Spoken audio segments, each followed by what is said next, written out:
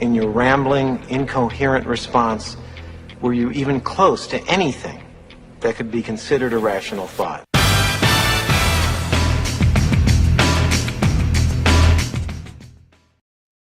I just love that clip. Irrational thoughts. I have the greatest guests on the show, but I always make start with a joke here. So our guest today is, man, she's got a great company. It's called Up-Level Your Communication, Evolve Your Presence and Speech to Change Everything. So I have to watch my diction today. She's got an intuitive and scientific problem-solving superpower, which is coming from years of multi-passionate work, 9-to-5 retail, entrepreneur, investor, been on nonprofit boards, on stage, screens, performer. She sold everything from magazine advertising to Steinway grand pianos. That's going to be a good story. She's got a BS in music business and a PhD in holistic psychology. So obviously she's smarter than me. We're going to get into all that stuff and talk about what she's done with acting and business, and mainly how to focus on your presence, how you can communicate with people. So without further ado, I'll bring on our guest today, Miluna Fausch. Miluna, how are you today? Whoops, let me get the camera working here. There we go. Good shape. I'm well. Hello, everyone. So I always like to start with some contrarian, like, wow, I got to stick around for this thing. Why should I bother listening to Doug and Miluna for 20 minutes? So what's the reason we should talk about our communication? What are we doing wrong? We're not always self-aware. We may think we're speaking well, the delivery's wonderful in the presentation, and we are not hitting the mark and we are not effective. Okay. And we're gonna reveal what that is, because even people who I've seen who are professionals, right? They're doing something, but they're an orator. They're not really connecting with the audience. So I want to talk more about that. Before we do, I want to find out how you got involved with it. What a wide range of things you've done. How did you get involved with what you're doing right now? What was the step that brought you here? Thank you. My personality is one of those where I seem to need to experience. I don't like the word try, but I needed to experience everything and figure out who I was, what I loved, what was life about for me. So I'm returning, perhaps if we could say that, to my first love, the voice. I studied piano, I studied flute, but I've always been in love with voices and what we could do around them. So it's a full circle to both my own voice and helping my clients find their voice. Right. Okay. And how did selling pianos relate to that? That's a wide range of stuff here. I don't know that it does, other than I was a horrible salesperson. I was supposed to be aggressive and badmouth the other stores. I had a problem with that. I was very young. I was shy. I got to play a lot of piano. I didn't sell them well. I got fired. So perhaps it's just that experience of selling, learning your own level of integrity, and getting fired from a job. Right. Okay. You got this thing we're going to talk about in a minute, the 7-step vocal archetypes. It's a very specific thing. You've analyzed voices and what the archetypes are, which I can't wait to hear those. But before we go through those, I'm curious about, in terms of communication, right? I've often said, because we're a publishing company, right, that we have, we communicate with the written word, but we don't speak the way we read, and we don't hear the way we write. And there's the disconnect, I think, when people are speaking versus, writing. What's been the biggest challenge you've seen when training people on improving their voice and voice communication? It's that stage fright. It's that rambling inner thought coming out in the form of ums, ahs, like, so, right. The filler words, which for my ears are static interference. When I start counting the ums of a speaker, he or she's lost me. The message is not being impactful. We really, literally cannot hear you. So it's the ability to overcome that, learn to be in the present moment, and let's be deliberate and intentional with what we're actually speaking. We need to be on point with that. Yeah. What's been, and all the people you've worked with, obviously don't mention their name, but what was the biggest challenge you had in helping somebody out? The biggest challenge is I had a client who's, I may not want to list the security, I almost said it. Let's just say tech. highly educated, ambitious, born in another country. She is so in love, and we're not blaming anyone, especially in the US. We're applauded for our left brain and our IQ. Right. The challenge was getting her to stay in the moment, and what she could not seem to understand was it's who you be. It's your being and your presence that gets you promoted. Yes, I want to speak beautifully. I want to have confident, high frequency words. But who am I? That's the missing point for a lot of people. I don't care how many MBAs you have. If you cannot articulate what you're going to bring to that company or make that pitch that shows us that's a leader I want to fund, you're not effective, and you're not going to be the bigness and the greatness that you are. Yeah. You know, it's so strange to me. I have no trouble speaking, but we've all heard this old joke that, number one fear is speaking, the second is dying. So you'd rather be given a eulogy than in the casket. I'd rather be in the casket than give the eulogy. I've messed the joke up. And I'm just wanting your perspective on this. Why is that the biggest fear, speaking? I mean, it's obviously not speaking. It's being embarrassed to fubbing up, right? That's the essence of it. That's exactly right. Yeah. It's the shades of our still reptilian brain, because we used to have to hide in a cave to escape the tiger who was coming after us. Right. And so we still have all those survival mechanisms. And it's, as you said, oh my gosh, I'm going to be on stage. I'm going to look bad. I'm going to look stupid. I'm going to blow it. People are going to judge me. I'm going to forget what I have to say. Yeah. And we get all caught up in ourselves. It becomes all about us instead of about the other person in the audience. That's what's happening, that physical dread and physical reaction to fear. That makes total sense. I love the brain science stuff. The limbic brain definitely runs the show. Yeah. So yeah, that's a great trick. I'm hopefully not getting into your solutions here, but focusing on the audience, not yourself, is a good way to dissolve a lot of that hesitation, I suppose. It is one of my best tips. Yeah. As an actor, best training ground in the world, I had to overcome my own stage fright. I was taught to be seen and not heard as a kid, and usually not very seen either. Yeah. Just sit down and be quiet. Nobody wants to hear from you. Sure. If we understand it's our scene partner, it's our audience, and we get out of our own way, it's not about us. It becomes it becomes exactly what we don't want it to be about, us, all about me. Yeah. Focus on your audience, your message, tell that story. And if you'll practice and be clear about your story and the message, it will begin to shift. Once we can start strongly focused on outside of us instead of inside, we're going to be much more effective and impactful. Yeah, that makes sense. All right, I need to hear about these archetypes. I got to find out where I fall here. So there's 7 vocal archetypes to train conscientious leaders in confident and compelling public speaking and stage presence. That's your moniker here. So do you want to go through those 7 archetypes with us? It's actually a system. So there aren't exactly 7 archetypes. Okay. But the archetypes are, and I only address women and men. There are many others for folks who identify otherwise. But for a man, it is, and I love the formal, so it's a lad or the young boy. It's the father archetype.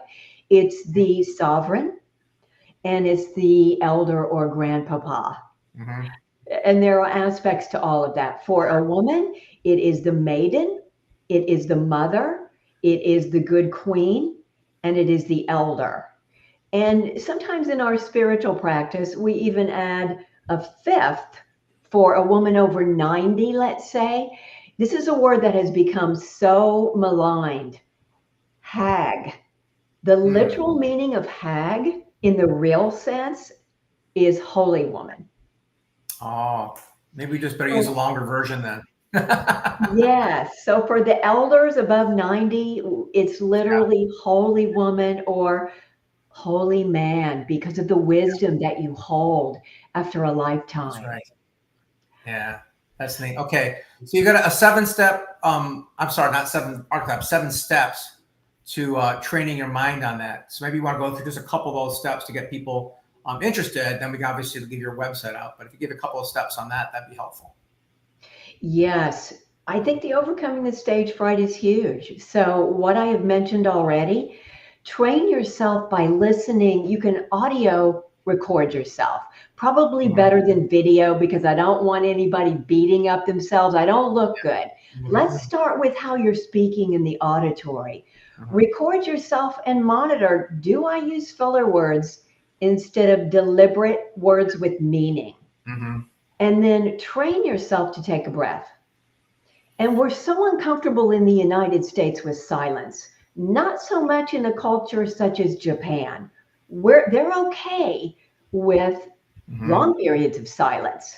So don't flip out. Don't think you're being silent for 10 seconds, but a great speaker, you'll hear me. I pause for a minute. I gather my thoughts. I breathe, and then I speak with deliberation and a purposeful word. Another hint is squeeze your buttock muscles. Yes, anatomy lesson 101. 2 things happen when you do that. The oxygen and brain go to your core, so you'll focus again. You'll get back in your body.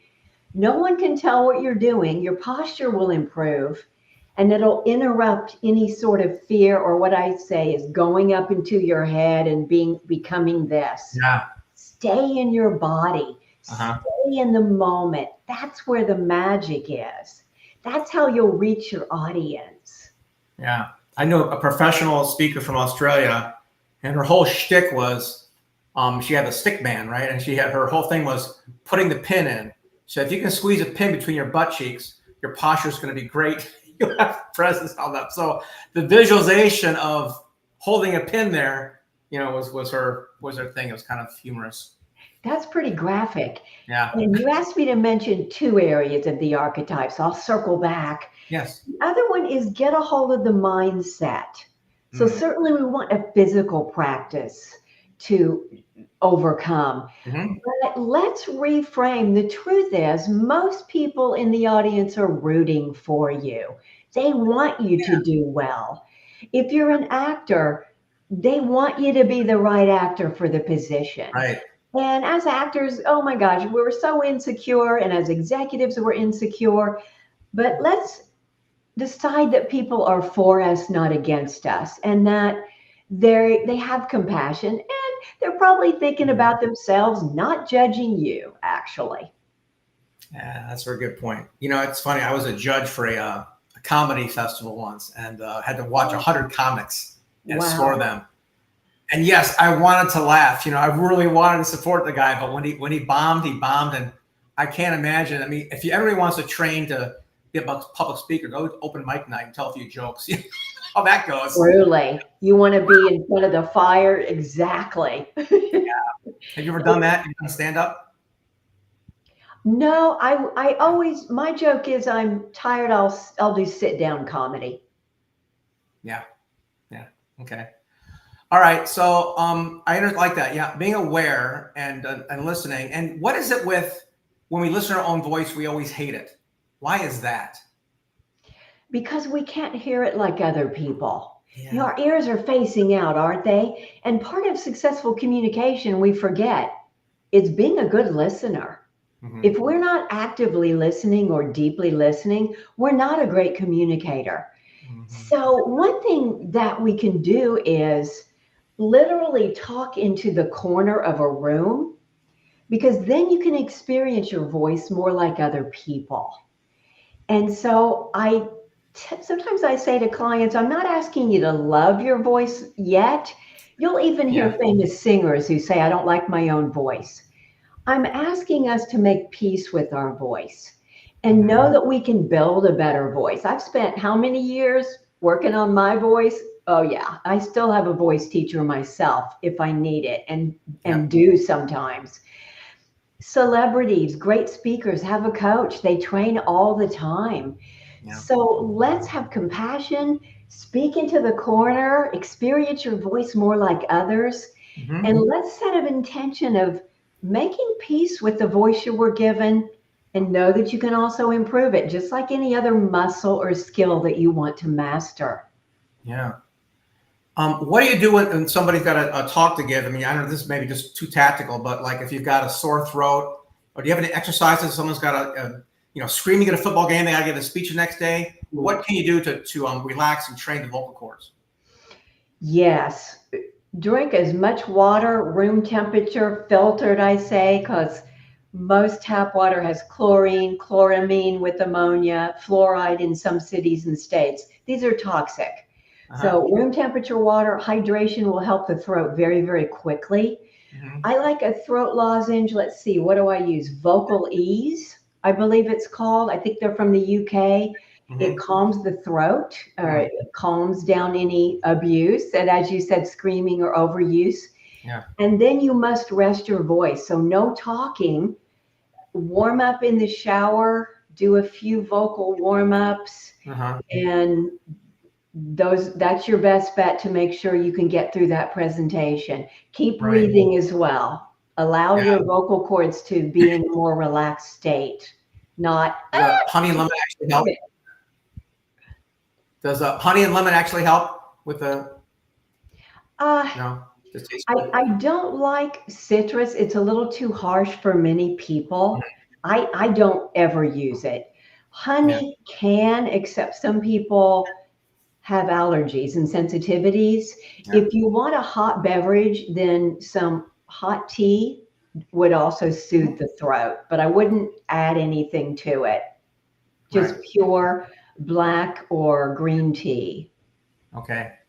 The most important question I have, I'm saying at the end here, is like, if I'm an executive, right? I run a company, I do a bunch of things. How do I recognize that I need improvement with my vocal communication? What would be a trigger for me to go, oh, I maybe need to go work on that? I think there's a few things.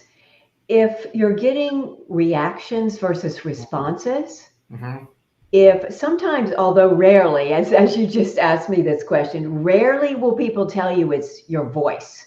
What they might say is, you don't exhibit executive presence. There's no charisma. People aren't leaning in. You seem like you're anxious. Is everything okay? Did you get new glasses? I mean just random things that people are trying to say, but most people won't tell you. It's a trust factor. It's so personal, our voice. And if you're surrounded by yes people, like many executives, nobody's going to tell you the truth. Right. So ask someone who loves you enough to tell you the truth. You could really use some coaching around that. Your media interview didn't go well. You're not being promoted. These are signs that take a look at your communication. Develop some more self-awareness and emotional intelligence about what's going on. How do you feel after a speech or presentation? If you feel bad, that's also a sign. Yeah, good one. All right, so asking someone who's not a yes man for their raw feedback is a good start. Or if you have any inkling that maybe you could do better, they should contact you. How do they get hold of you? Yes, milunafausch.com, and we'll spell that and write that. Should I spell that? Yeah, spell it out. It's also in the show notes below here. They're watching, but spell it out anyway. Yeah. Wonderful. So Miluna is Miluna. Fausch is F like fantastic, AUSCH. milunafausch.com. Folks can ask for my chapter 6 from my book free as a free gift. You can send me a message, ask me a question, reach out through my website. Terrific. Miluna, I really appreciate you coming to the show today. Thank you very much. Folks, if you have any questions about your voice or having a more commanding presence, Miluna is the person to talk to. So go to milunafausch.com. And Miluna, any parting words of wisdom today for our guests? I think consider your voice as its healthy self-expression. You can communicate your value, your perspective, your problem-solving skills, your superpowers, and you can express your love. Love that. Good one. Appreciate that so much. Thank you so much Appreciate you. Talk to you later. Bye-bye. Thank you. And that concludes our show for today. The one from Miluna Fausch. Go to milunafausch.com. Check her out. I think she's got some good stuff there. And if you're curious about that, she's the person to talk to. And of course, take notes for the show. If you didn't take notes, you can click below and get the show notes here. Just click below and they'll be emailed right to you. That concludes our show for today. We'll see you next time. Thank you very much.